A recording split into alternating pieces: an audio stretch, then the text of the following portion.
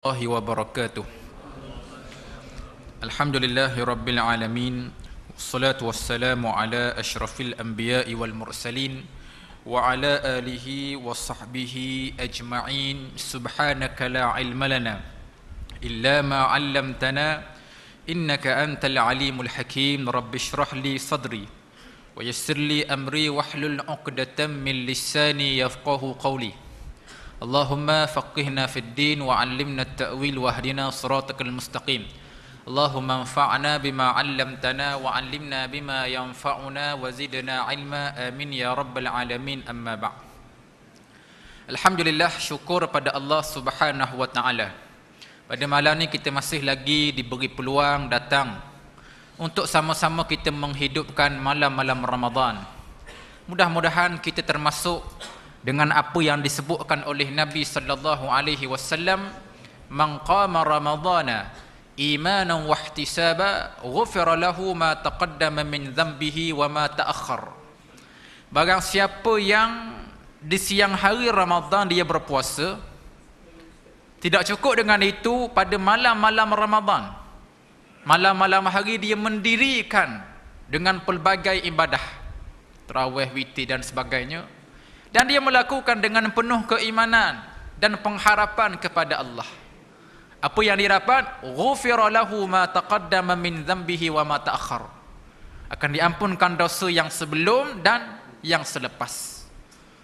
Jadi dua benda kita kena buat untuk Ramadan ni. Siang hari kita puasa, tak cukup lagi tu. Malam-malam hari kita menghidupkannya dengan ibadah. Insya-Allah. Mudah-mudahan kita mendapat kelebihan yang disebutkan oleh Nabi sallallahu alaihi wasallam. Amin ya rabbal alamin. Baik, Al-Fadhil Ustaz Kamarul Zaman, kalau ikut asalnya dan dia tak dapat datang, ada urusan di Terengganu, maklumlah isu Palestin sekarang ni, dan dia minta saya ganti. Insya-Allah malam ni saya nak berkongsi sedikit berkenaan dengan satu ibadah yang kita lakukan di malam-malam Ramadan.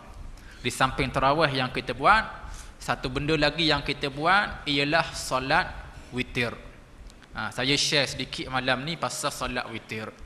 Baik, pertamanya kita kena tahu solat witir dia merupakan solat sunat yang berada pada ranking nombor 1. Solat witir mengikut mazhab Syafi'i kita, dan lebih khusus lagi Syafi'i jadid. Syafi'i ada dua kategori, Syafi'i qadim, Syafi'i jadid. Baik, mengikut pendapat mazhab Syafi'i jadid, solat sunat yang berada pada ranking nombor 1, solat sunat witir. Yang kedua solat sunat fajar, kemudian duha, kemudian rawatib, qabliyah, ba'diyah. Yang paling atas solat fardu lah, subuh, zuhur, asar, maghrib, isyak, ini wajib kita buat. Kalau tinggal berdosa. Baik, selesai yang fardu, ada sunat. Sunat nombor 1 witir. Biar tahu ni dulu, witir nombor 1. Dan kalau mengikut pendapat mazhab Hanafi, witir bagi mereka wajib. Witir bagi mazhab Hanafi wajib. Sebab tu orang mazhab Hanafi dia tak tinggal witir, tiap-tiap malam dia buat, kerana mereka berpendapat witir itu wajib. Cuma kalau kita pergi dengan lebih dalam lagi, mazhab Hanafi, Hanafi ni dia membezakan di antara makna fardu dan wajib. Fardu makna lain, wajib makna lain. Beza dengan kita Syafi'i, fardu, wajib, nafsul makna, satu makna. Cuma hanya satu ibadah sahaja Syafi'i membezakan makna fardu dan wajib. Ibadah apa? Ibadah haji. Kan? Kalau kita pergi haji, ada fardu haji, ada wajib haji. Ini saja mazhab kita membezakan pengertian fardu dan wajib. Tapi dalam ibadat lain, fardu dan wajib nafsul makna, satu makna. Hanafi semuanya membezakan pengertian maksud fardu dan wajib. Fardu makna lain, wajib makna lain. Bagi Hanafi, solat 5 waktu, subuh, zuhur, asar, maghrib, isyak itu fardu, dan witir itu wajib.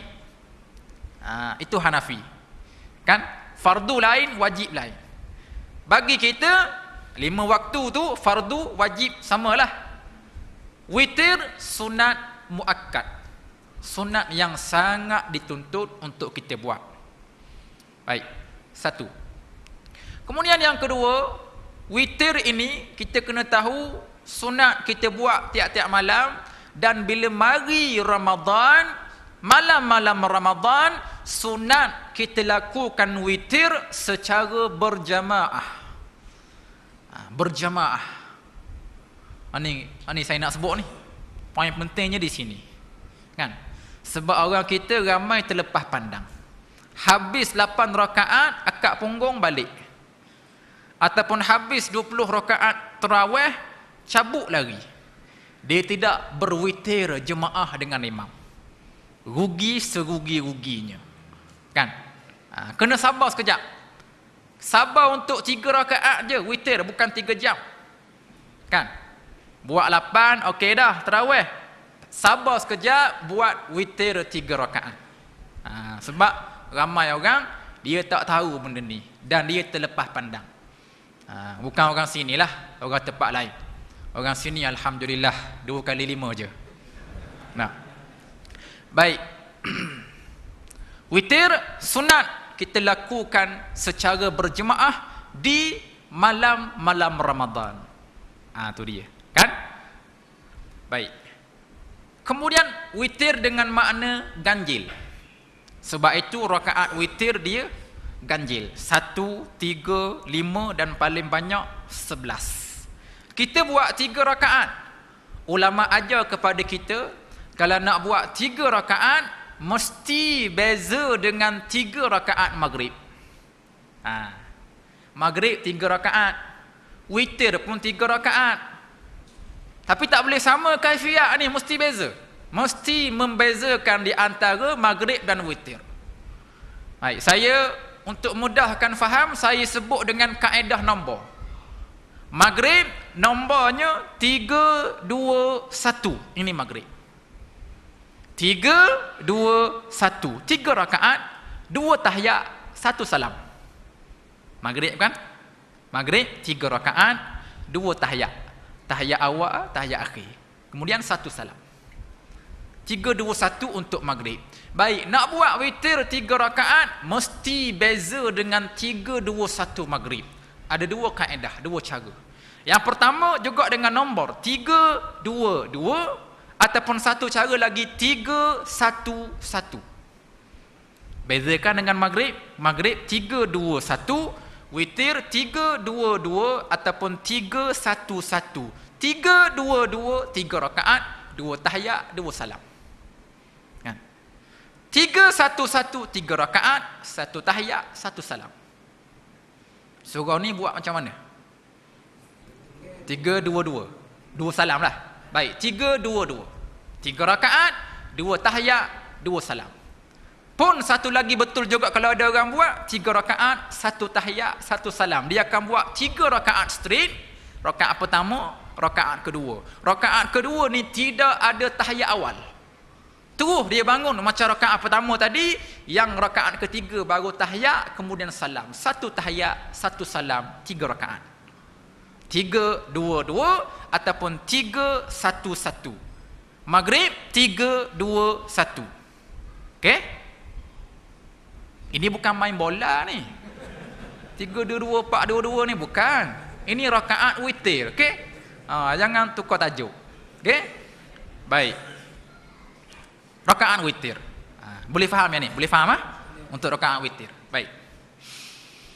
Kemudian dalam witir juga kita akan buat satu perkara lagi. Dalam witir disunatkan kita tadah tangan doa kunut. Doa kunut. 4 mazhab. Hanafi, Maliki, Syafi'i, Hambali. Semua 4 mazhab ni mengatakan sunat kita doa witir, doa kunut pada solat witir. 4 mazhab Syafi'i, Maliki, Hambali, Hanafi kata sunat kita kunut pada witir.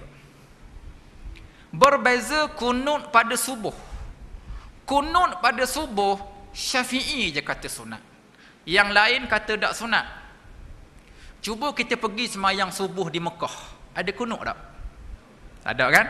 Subuh di Mekah mana ada kunut? Sebab di sana Hambali. Hambali kata tak sunat kunut pada subuh.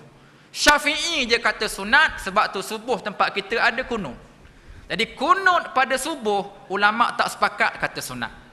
Tapi kunut pada witir, sepakat. 4 mazhab kata sunat. Kalau kita pergi umrah Ramadan, ni waktu ni kita pergi umrah, kita solat tarawih di Mekah 20 rakaat, kemudian 3 rakaat witir, 30 malam mesti ada kunut. Jadi witir sana ada kunut, witir tempat kita pun ada kunut. Subuh sana tak ada kunut, subuh tempat kita ada kunut. Nampak tak? Saya nak sebut kekuatan pendapat ulama sepakat pada kunut pada witir berbanding kunut pada subuh. Kan. Jadi tempat kita biasa buat kunut ni 15 malam terakhir. Dan kalau nak buat 30 malam pun tidak ada masalah. Boleh. Kerana ianya sunat. Dan ada pendapat ulama lagi menyatakan bahawa sebenarnya sunat, bahkan dituntut serta digalakkan kita berkunut ketika dalam keadaan umat Islam dilanda musibah. Lebih-lebih lagi sekarang. Kita dapat maklum saudara kita di Gaza sedang diserang bertubi-tubi oleh rejim Zionis. Serangan demi serangan, adalah tindak balas daripada Brigade Al-Qassam yang menghantar roket ke Tel Aviv dan juga Haifa, menyebabkan orang Zionis Yahudi ni takut. Juban fil alam, orang paling penakut dalam dunia ni Yahudi. La yuqatilunakum jami'an illa fi quram muhassanatin aw min wara'i judur. Ni ayat dia. Orang Yahudi, orang munafik, walaupun dia bersatu nak melawan Islam, tapi dia tak berani secara berdepan. Tak berani. Dia akan berselindung di balik benteng-benteng. Macam hari ni lah. Dia hantar roket jarak jauh. Kalau berdepan, kita pegang batu, dia pegang senapang, dia lari. Kan? Kita batu, umat Islam batu je. Dia senapang dengan perisai, dengan siap. Lari apa-apa ni. Menakut. Quran sebut dah. Dan kita tengok sendiri, saya pun tak ulas panjang lah.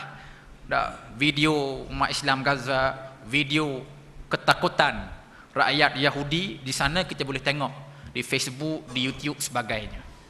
Cuma saya nak sebutnya, ulama berpendapat ketika umat Islam dilanda musibah, sunat, bahkan dituntut serta digalakkan kita tadah tangan berkunut. Saya masa di Mesir dulu, tahun 2009 kalau tak silap, ataupun 2010 begitulah. Ketika itu juga berlaku serangan Israel ke atas umat Islam di Gaza. Masa itu saya di Mesir. Ketika serangan yang berlarutan hampir seminggu ke 2 minggu begitulah, seluruh masjid di Mesir setiap 5 waktu solat, subuh, zuhur, asar, maghrib, isyak, baca kunut belaka. Subuh ada kunut, zuhur ada kunut, asar kunut, maghrib kunut, isyak pun kunut. Baca kunut nazilah. Kerana mereka berpendapat sangat afdal tadah tangan berkunut ketika umat Islam dilanda musibah. Sekarang lagi aulalah.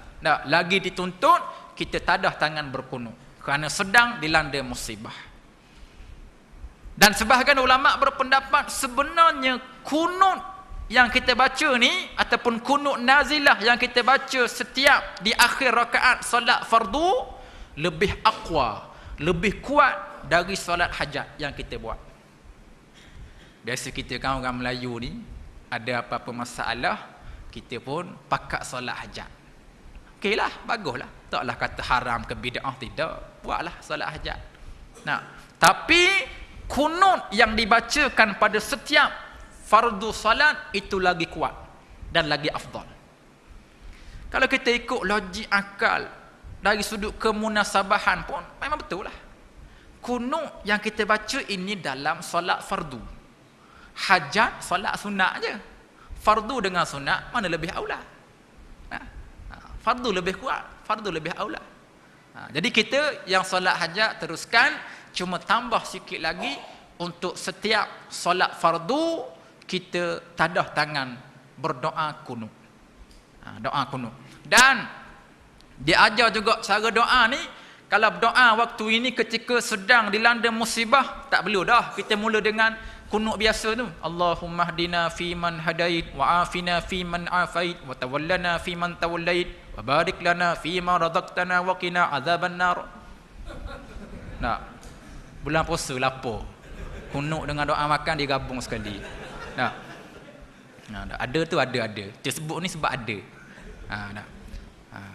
Tak perlu. Bila kita tak ada tangan berkunut ni, direct kita berdoa. Nah. Tadah tangan, Allahumma alaika bil yahud. Ya Allah, ke atas engkau lah untuk menghancurkan orang-orang Yahudi Zionis. Allahumma alaika bi Israel. Ya Allah, ke atas engkau lah untuk menghancurkan negara haram Israel. Nah. Allahumma alaika bi zalimin. Ya Allah, ke atas engkau lah untuk menghancurkan semua orang-orang zalim. Ataupun kita sebut nama tu, nama orang-orang yang zalim ni, Allahumma alaika bi Bashar al-Assad. Ya Allah, ke atas engkau lah untuk menghancurkan Bashar Assad dan orang yang bersama dengan dia. Allahumma alaika bi Abdul Fattah As-Sisi. Ya Allah, ke atas engkau lah untuk menghancurkan Abdul Fattah As-Sisi dan orang yang menyokong dia. Nah. Dan kalau berasa tak puas hati dengan orang yang berada dalam Malaysia ni, sebut nama dia. Sebut nama. Nah. Tak bolehlah sebut sini. Nah. Tak boleh sebut sini. Tapi kalau tak puas hati sebut.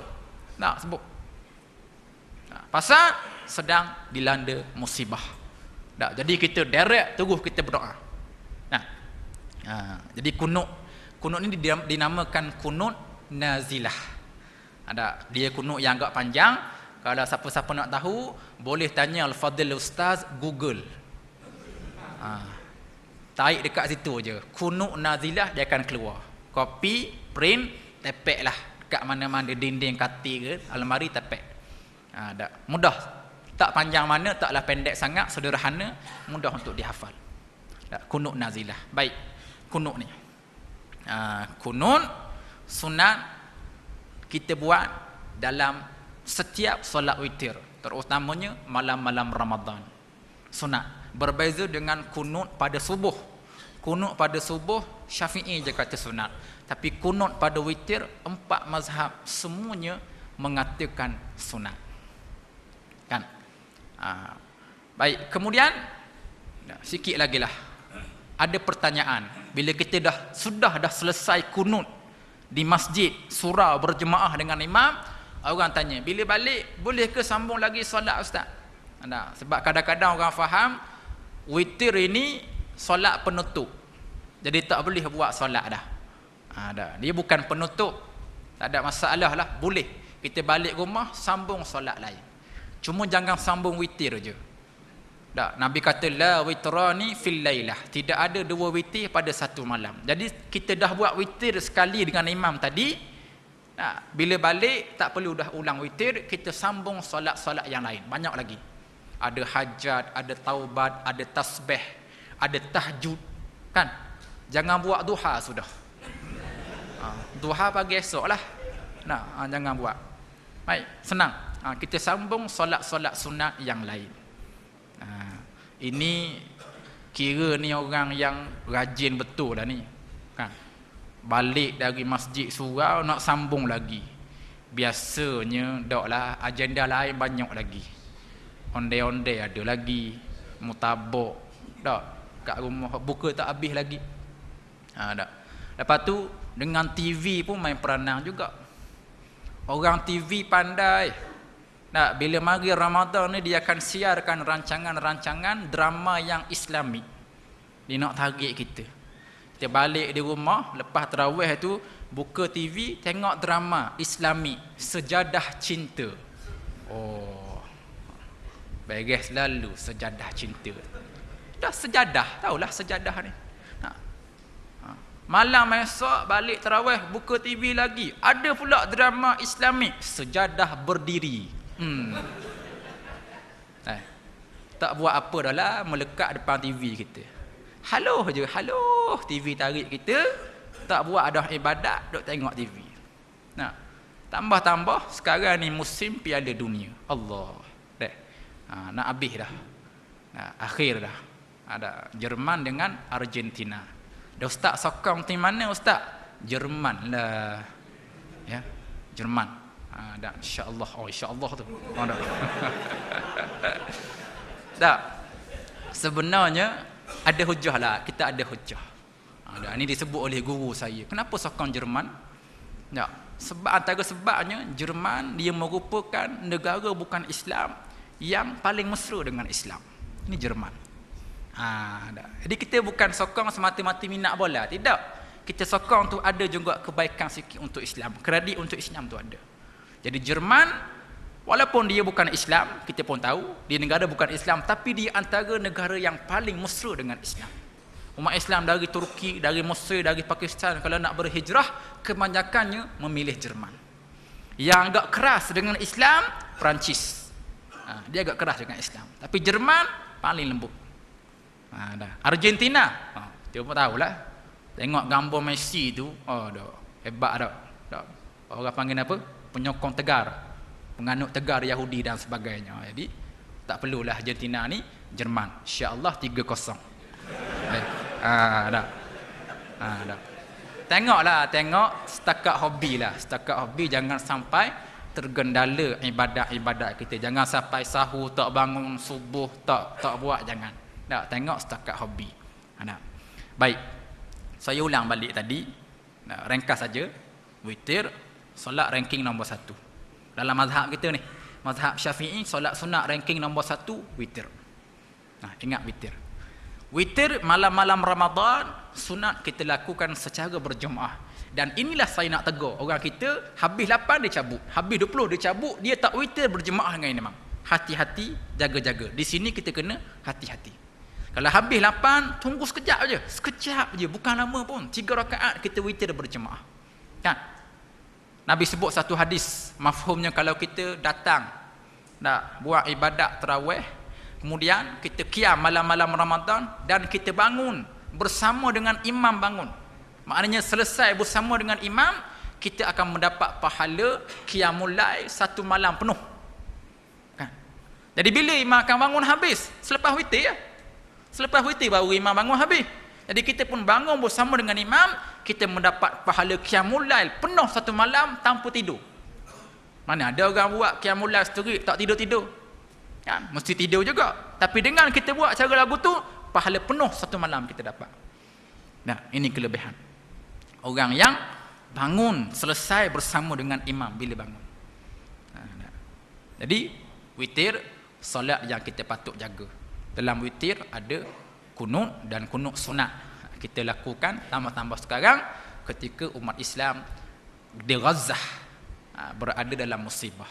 Kita mendoakan mereka, dan antara cara lagi di samping doa, kita kena lakukan boikot produk-produk Israel dan yang boleh membantu menjana ekonomi mereka.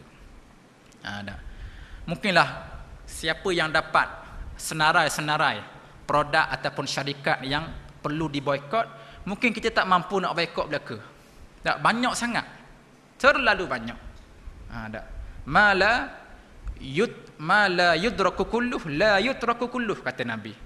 Tak boleh buat belaka, jangan tinggal belaka. Tak boleh boikot belaka, jangan sampai kita bahal belaka. Baik. Kalau jenis hak betul-betul dah, jenis Pepsi, Coca-Cola ni tak minum pun tak mati kita. Hak ni senang-senang je kita boleh boikot. KFC, McD ke senang-senang. Lambat lagi makanan lain boleh makan. Kecuali produk-produk yang tidak ada alternatif, kena guna juga produk ni. Tak ada kualiti yang sama kecuali produk ni saja. Ambillah, gunalah, dalam masa yang sama minta ampun pada Allah. Ini antara kelemahan umat Islam yang tidak boleh membuat ataupun mengadakan satu produk yang sama kualitinya dengan produk yang kita guna. Kalau setakat air, Pepsi Coke ada berlambak dah umat Islam buat air berkarbonat yang menggantikan Pepsi Coke. Kalau setakat makanan KFC, McD tu berlambak dah makanan lain. Berlambak dah. Itu mudah-mudah kita boleh boikot. Kalau yang merokok dan hil bensin, tinggallah. Rokok daun sudah. Ataupun tinggal teruslah. Kita pun tahulah rokok ni banyak memberi mudarat lah. Tinggallah. Nampak? Yang boleh boikot, kita boikot. Yang tak boleh, Yang tidak ada alternatif, tak apalah. Guna dalam masa yang sama kita mohon ampun kepada Allah Subhanahu Wa Taala atas kelemahan umat Islam. Nah, yang tak boleh mengadakan produk yang sama dengan apa yang mereka buat. Tu dia. Kita berdoa, kita boikot, insya-Allah. Mudah-mudahan ini antara usaha kita untuk membantu umat Islam saudara kita di Gaza, insya-Allah. Nah, wallahu alam. Muslimin muslimat, sebelum tutup macam biasalah ada pengumuman. Oleh kerana ini jadual Ustaz Kamaruzaman bin Abdullah dan dia mohon kepada saya untuk umum derma bagi madrasah dia, Madrasatul Ansar di Kampung Basung, Hulu, Terengganu. Jadi sama-sama kita bantu madrasah dia. Nah, kemudian satu lagi hajat, saya datang dengan seorang sahabat saya, Ustaz Bahauddin bin Muhammad Latif. Mana Ustaz Bahar? Tu belum bangun Ustaz Bahar? Ada bangun sikit. Yang ni insya-Allah dia ni akan pergi ke Yaman lepas raya ni. Dalam 20 Syawal dia akan pergi ke Yaman menyambung pengajian dia dalam bidang syariah di Sana'a, Yaman. Dan dia datang ingin memohon sedikit sumbangan, derma, infak, zakat dan sebagainya. Dia ni orang kampung saya lah, orang Batu Rakit, Terengganu. Saya kenal lah keluarga dia. Jadi kita patut bantu dia antara dua faktor. Yang pertama, ayah dia meninggal, anak yatim tu. Cuma dah besar lah, orang tak panggil yatim lah. Bila ayah meninggal, payah lah tuan-tuan. Kita mau tahu kan, anak yatim, ayah nak beri duit lagu mana, bulanan-bulanan tu. Ada. Kemudian dia tak dapat mana-mana bantuan. Mara, JPA, PTPTN memang tak bau dah lah. Jadi kita lah sama-sama bantu sedikit sebanyak. Bila sebut hal mengaji ni, mengaji agama luar negara ni, saya refer pada diri saya lah. Dulu saya di Mesir 4 tahun, 2007, 2011, 4 tahun. Semasa di Mesir, saya memang antara pelajar yang tak dapat bantuan. In bracket, dinafikan hak mendapat bantuan. Kita hantar barang, sampai surat, duka cita dimaklumkan permohonan anda ditolak. Sampai hari ni saya simpan surat tu. Simpan lagi sebagai bukti. Okeylah, tak apalah. Tak dapat, tak ada rezeki. Taklah mati ke bulu tapi susah. Susah sikitlah waktu belajar dulu. Sehingga waktu belajar saya terpaksa cari duit sikit, jual air soya dengan jual roti telur untuk belajar-belajar Melayu di asrama Melayu di Mesir.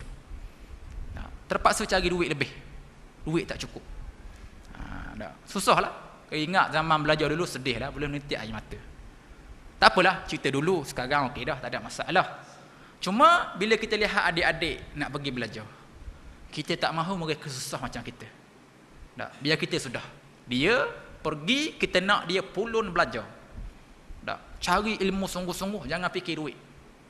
Jangan fikir belajar, cari ulama, menadah kitab, talaki, pergi kuliah.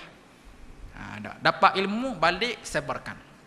Kita ambil duit kita RM10, beri ke dia, Masya Allah. Dia ambil duit kita, pergi belajar 4 tahun, dapat sikit, dia balik, dia sebarkan ilmu. Ilmu bertebaran. Kita memberi sedekah yang pahalanya jariah. Pahala berjalan walaupun kita mati. Jadi tak rugilah kita bantu dia, insya-Allah. Jadi ada dua lah permohonan derma. Yang pertama untuk madrasah Ustaz Kamaruzaman, yang kedua untuk Ustaz Bahar yang nak pergi ke Yaman. Jadi sama ada nak jumpa dia terus ataupun buat 2 sejadah, 1 sejadah, gabung lagu mana, itu ikut pandalah teknikal masing-masing lah. Dia boleh atau jumpa dia, beri duit, derma, zakat sebagainya. Kalau duit tak bawa, ambil nombor akaun, boleh bank in bila-bila masa. Dan kalau rasa berkenan, dia tu boleh buat menantu. Dia bujang lagi, dia bujang lagi, insya-Allah. Boleh tu. Ni dia suruh sebut ni. Allahu Rabbi. Baik, Ustaz Kamaruzaman punya madrasah dan Ustaz Bahar ni dia nak pergi Yaman, dan di luar sana ada jualan. Kita beli sambil derma untuk madrasah tadi. Ada air zam-zam, ada kapsul habbatus sauda. Produk ni dua-dua ni dia ganti Panadol. Panadol tinggal dah, Panadol bahaya. Kita ambil makanan sunnah. Kemudian kila produk kita di luar sana iaitu keropok keping seberang taki.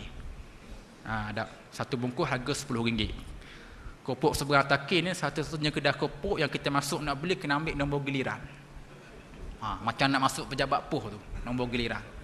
Ni kedai keropok ambil nombor 737 kaunter 3. Canggih Terengganu, jangan main-main. Kedai keropok ada nombor.